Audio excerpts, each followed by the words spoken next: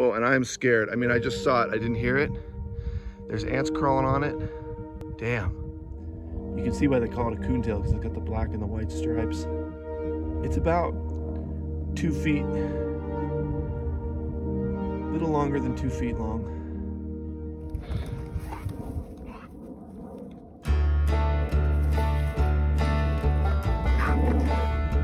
We just got loaded up to go get water. We're gonna go to that heritage site where supposedly we can get some free water there. So I'm gonna get about 24 gallons of water, hopefully. So maybe we can do some laundry, at least have water for drinking, because we only have about 4 gallons left at this point.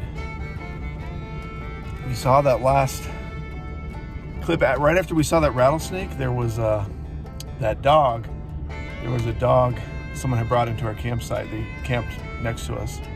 And so, you know, you don't know about if it's a friendly dog or whatever. So I put Echo on the leash right away. And then Dodger ran right up to it, and I couldn't catch up to him. Because Dodger just trotted along. He gets so happy and he starts wagging his tail. Even though he's old, and like he's good at telling who's a good dog and who's not. They're like our test. He's our tester. And turned out the dog was really friendly. Young dogs are kind of wild. And so I let Echo off the leash, and Dodger played with the dog a lot. It was pretty funny to see this old guy be so active. And then Echo did too. Echo played a lot.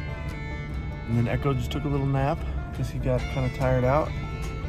But it was a lot for us this morning to get up and go on our hike, and we were ready to go out for the day and do this water trip, and then go do some errands in town. Then we run into the rattlesnake, and that freaks me out a little bit.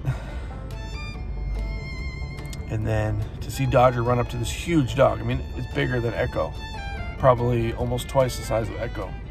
What kind of dog was it? Like I don't know what kind of dog it is. Great Dane mix. So huge. So I was kind of scared Dodger was gonna get in a fight or something. But it all turned out good. So everybody had fun. Everybody was safe. We saw a rattlesnake. Made a good video, hopefully. And so now we're gonna hit the road. We're gonna end up in the Red Rock territory here real soon. Let these guys out for a pee, and then continue on till we get water.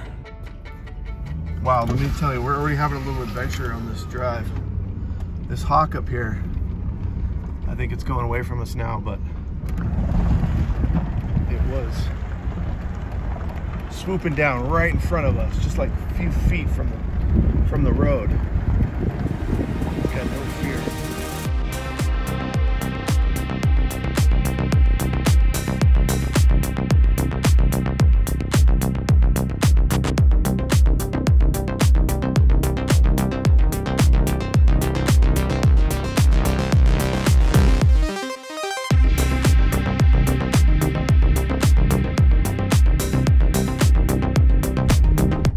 Driving the truck, this is nice. Like, I mean, I've done this already in the truck a few times, but man, let me tell you, having the truck, it's like, and this truck's got some power. Like when I'm not hooked up to the trailer, that's like, I mean, I can go. I mean, I can gun it up at any of this stuff, and it's not in 4x4.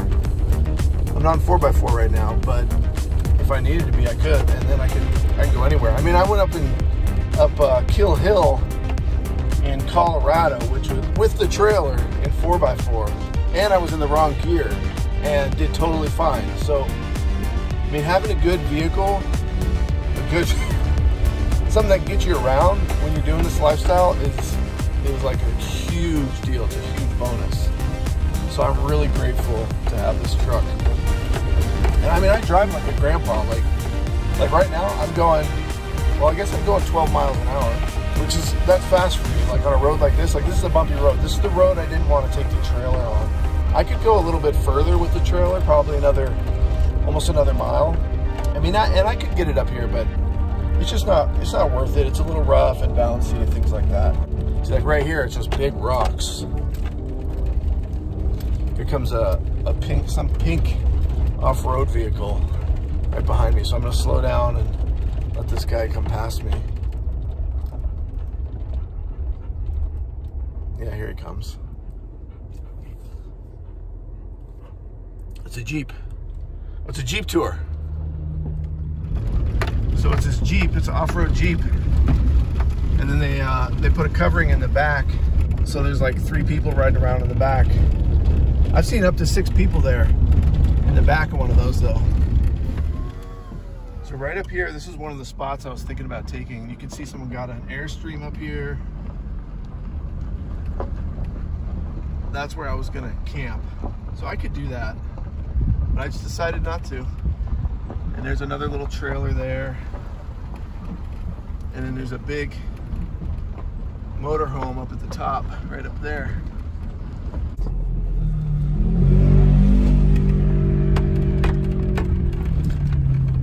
And you got to be careful. Oh, this part is really rough. I wouldn't want to get past this part here with the trailer. I think that's about as far as I would go with the trailer. Potentially, you know, worst case scenario.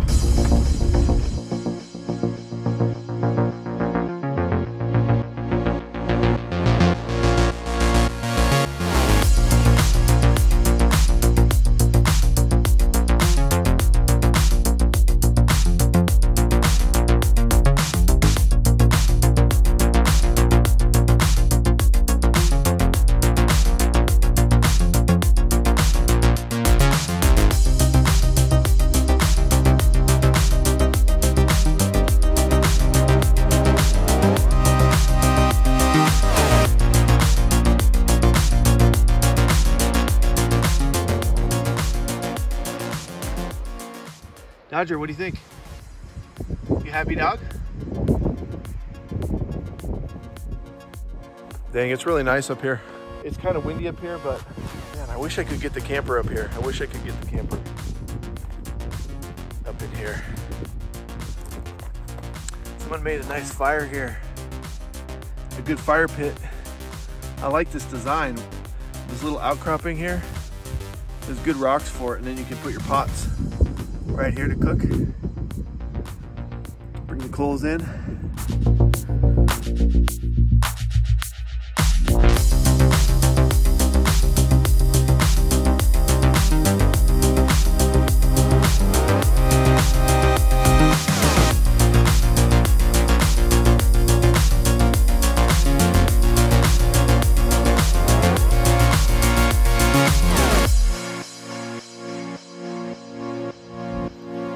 This place, you drive just a few more miles, and then we're probably 7 miles from where we were camped. Check this out. Look at that. It's just nuts. Up there.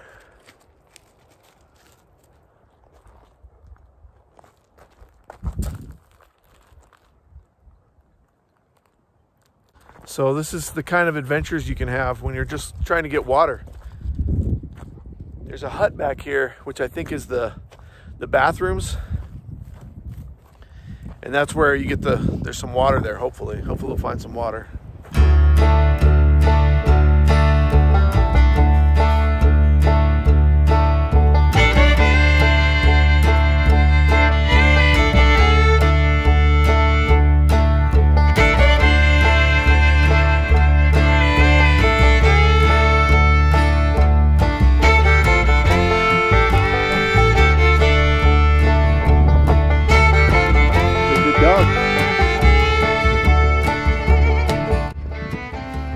Think of this place, Dodger? Tell us your thoughts. The ground's not too hot. If it was hot, you'd be laying down, being stubborn. Well, being smart, I guess.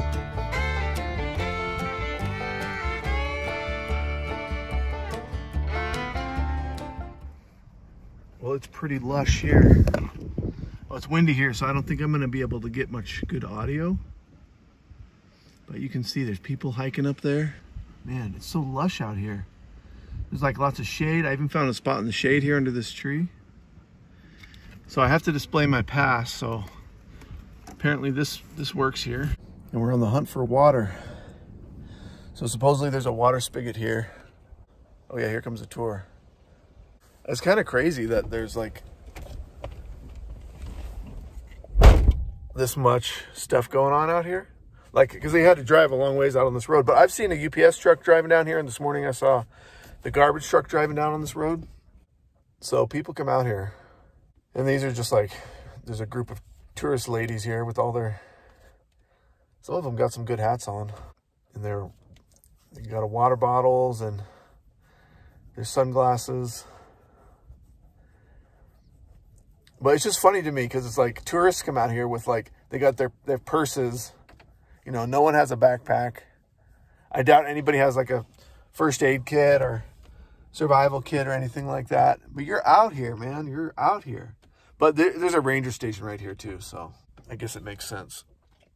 I don't want to get them on camera, but you can probably see them walking back there. So I'm going to walk the dogs around a little bit here in the parking lot. I don't think they're allowed out of the parking lot. And then put them back in the truck and then fill up the jugs of water.